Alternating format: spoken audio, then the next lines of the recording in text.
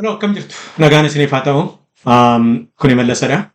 Dureessaa istiidiyoorraa har'a sagantaa keenya torbeen dhiyeessaa jirru. Kitaaba torbanii kan jedhu qabadhee dhufaan jira. Torbee lamaa kana dura waan nu hordoftaniif galatoomaan jedha. Kitaabni torbee sadaffaa keenya maali? Kan jedhu sanittan xinnoo erga ibsee booda viidiyoon biraan immoo deebiin dhufachuudha. Viidiyoo biraatiin tan dhufu irratti qabiyyeen kitaabichaa maalidha kan jedhu san ibsa. Viidiyoo kanarratti garuu kitaabni kun maal fakkaataa? Eenyutu barreessee?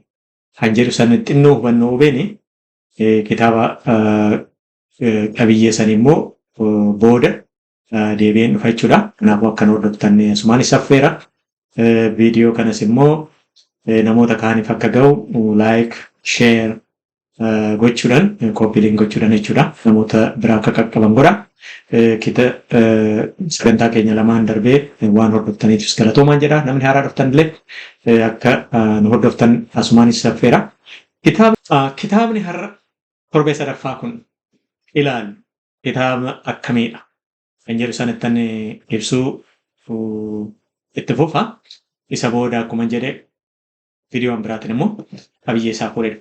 Kitaabni kun akkuma asirratti argaa jirtanuu Atomic Habits kan jedhudha. Afaan Oromoodhaan akkuma salphaatti hojijjiirre jechuudha. Salphaatti akkasumatti hojijjiirre barteewwan xixiqqoo jechuudha. Yookaan immoo aadaawwan xixiqqoo.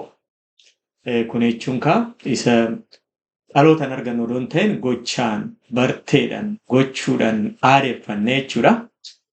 Kitaabni kun maal jedhaa? Barteewwan xixiqqoo garuu immoo bu'aa guddaa fidan.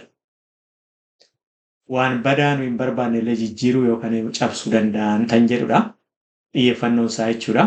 So kitaaba kana kan barreesse James Clear jedhama. James Clear kan barreesse kitaaba kana waggaa 8 illee hin guunne kitaabni kun jechuudha. Namoonni dhuunfaatiin jechuudha. Akkamitti of jijjiiru, akkamitti rakkoo keessaa of baasu, akkamitti bakka isaan galma barbaadan ga'an amaloonni akkamitti jijjiiruu danda'u amala isaanii kan jedhu irratti xiyyeeffatee jechuudha. Kanaafuu ani sarara karaa dureessaa istiidiyoo tana dhiyeessu bu'aan inni fuudhee maal kan jedhu sanarrattidha. Kitaaba kanarratti maal jedha jechuudha. Aadaawwan xixiqqoo, gochaawwan xixiqqoo garuu immoo bu'aan isaanii jabaa ta'e jedheetti xiyyeeffannaa kennaa jechuudha. James Clear bira odoon deemin eenyu jedhini har'a viidiyoo kanaa bitan duratti tokkoffaa waa'ee kitaaba kanaa adeemma tanan ibsu ta'a jechuudha. Booda immoo kitaaba kana keessatti yaadota jechuudha jajjaboo ta'an maalidha? Barumsi ijoowwan ta'an illee maalidha? Fakkeenyi kitaaba san keessatti ibsamanii fakkeenya Ameerikaa keessaa fi warra biyyoota guddatan kanadha. So nu immoo akka keenyatti akkamitti fudhachuu dandeenya kan jedhu sanarratti illee nan kaasa. Gaaffiiwwan ijoo ta'anis immoo akkasumatti kaasnee ni dubbanna. Dhumarratti kitaaba kana dubbisuu irratti immoo yaada keenya isinii kennina. Kanumaanan gara barreessaa kitaaba kanaan deebi'aa jechuudha. Barreessaan kitaaba kanaa akkuma duratti jedhee James Clear jedhama. Lammii Ameerikaadha. Lammii Ameerikaa ta'ee namichi kun tokkoffaa Ohio kan jedhamu biyya Ohio jedhamu keessatti dhalate. Yuunivarsiitii jalqabaasaa kan baachilar digirii yookaan immoo digirii jalqabaasaa baayomekaaniks kan jedhamuuni Danis yuunivarsiitii kan jedhu irraa fudhate. Digirii lammaffaasaa yookaan immoo maastars digirii MBA kan jedhamu kana jechuudha. Ohio yuunivarsiitii irraa fudhate jechuudha.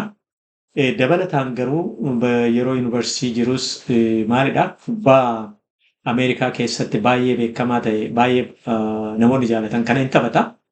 So kubbaa kana waggaa taphatu hin madaa'e jechuudha. Namichi kun hin madaa'e.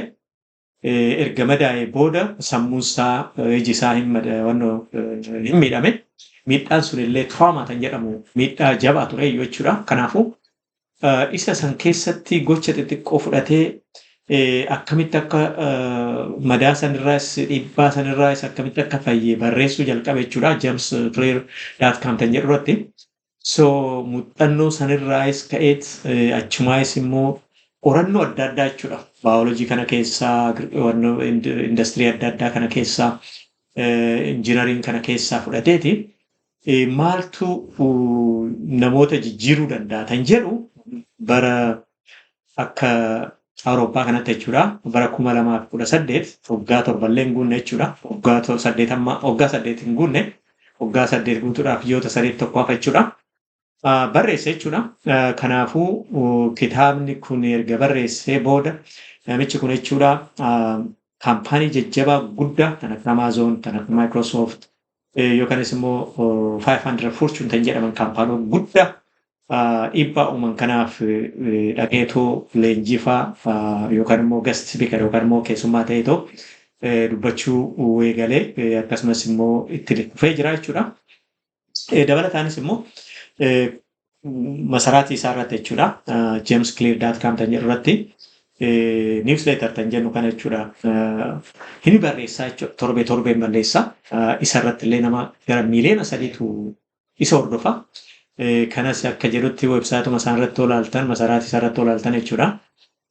Gara 250 barruu barreesseera jechuudha. Namoonni miiliyoona 3 tan hordofan kana jechuudha. Kitaabni isaa erga barreeffame waggaa 8 illee kan hin guunne kuni gara miiliyoona 30tu bitee jedha. Afaan gara 60 illee hiikameera. Afaan Oromootiin hiikamuu isaa hin beeku. Akkuma kana duratti jedhee afaan Oromoon kuni ganaa dargaggeessadha. Waggaa 40 illee hin guunne gara barreeffamaatti erga akka dhufeera. Haa ta'u malee haala deemu sanillee jabaatee deemaa hin jiru yookaan immoo gara namoonni kitaabota adda addaa kana jijjiiranii yookaan barreessanii too gara biizinasii yookaan immoo gara dhaweessummaa kanatti hin galle fuulduratti galuu danda'a. Garuu natti fakkaata afaan biraatiin biyyuma san keessatti Itoophiyaa keessatti jechuudha. Jijjiirameera yaada garuu mirkaneessuu dandeessu jechuudha. So kanaafuu namichi kun kitaaba kana kan barreessu jechuudha yookaan immoo barruusaa namoonni miiliyoona 3 hordofan torbeen hordofan kaffaltiidhaan jechuudha kan hordofan kana kan barreessu qoratee jechuudha. Qorannaa godheet kan hojjetu maalidha kan hin hojjennu maalidha ta'u muuxannoo isaas dabalee kan barreessudha. Kanaafis namni baay'een jaalatan jechuudha.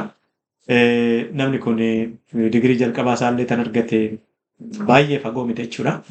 Garuu bu'aan inni yookaan immoo dhiibbaan inni fuudhe kitaabni Atomic Habit kan jedhu kun fuudhe jabaadha. So kanaafuu waa'ee kitaaba kanaa qabiyyeen isaa maal tan jedhu booda dhufa akka nu dhaggeeffattan immoo asumaan dhufeera galatoomaan jedha.